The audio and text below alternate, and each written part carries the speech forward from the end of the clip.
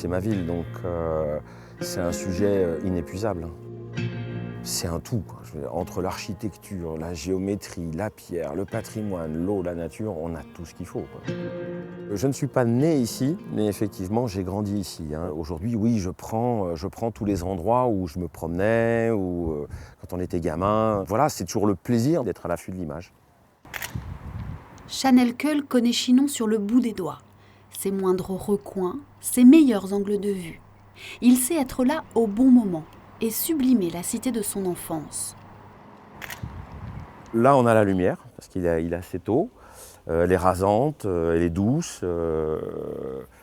On a de la nature et on a de la géométrie. C'est-à-dire on a vraiment du bâtiment, de l'industriel. Et sur ce sujet-là, je trouve ça intéressant.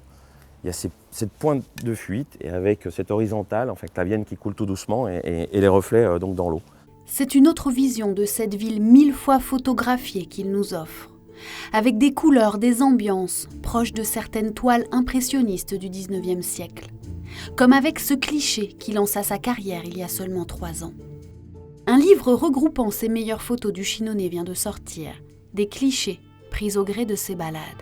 C'est un peu à l'instinct, c'est-à-dire que je ne vais pas à un endroit précis en me disant qu'il va y avoir une lumière et puis je vais attendre. Non, je me promène. Je me promène et voilà. Après, ensuite je déclenche. C'est la lumière qui commande.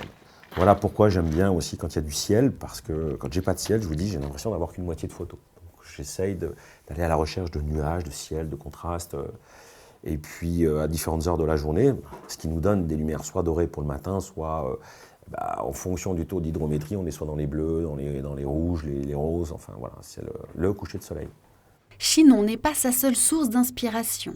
Il y eut les regards, comme dans ce livre dédié aux zoos de Beauval.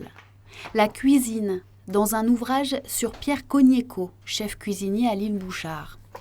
Une passion arrivée sur le tard il y a 5 ans et qui s'est nourrie de son premier métier. Après l'école où j'étais en art graphique, je me suis engagé à l'armée, où je me suis engagé dans la Légion étrangère, où j'ai fait une petite décennie, presque 7 ans. Ça m'a nourri de paysages, d'images, de plein de choses. Donc j'avais mes petits carnets de route, je faisais mes croquis, etc., etc. Donc je dessinais, j'essayais modestement de peindre, mais voilà. Et c'est pour ça qu'en fait je suis venu à la photo. C'est plus rapide quand même que de faire de la peinture.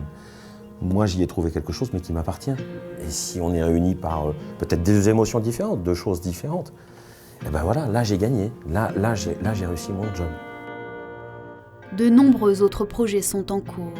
Venise ou encore l'Irlande feront l'objet de futurs ouvrages.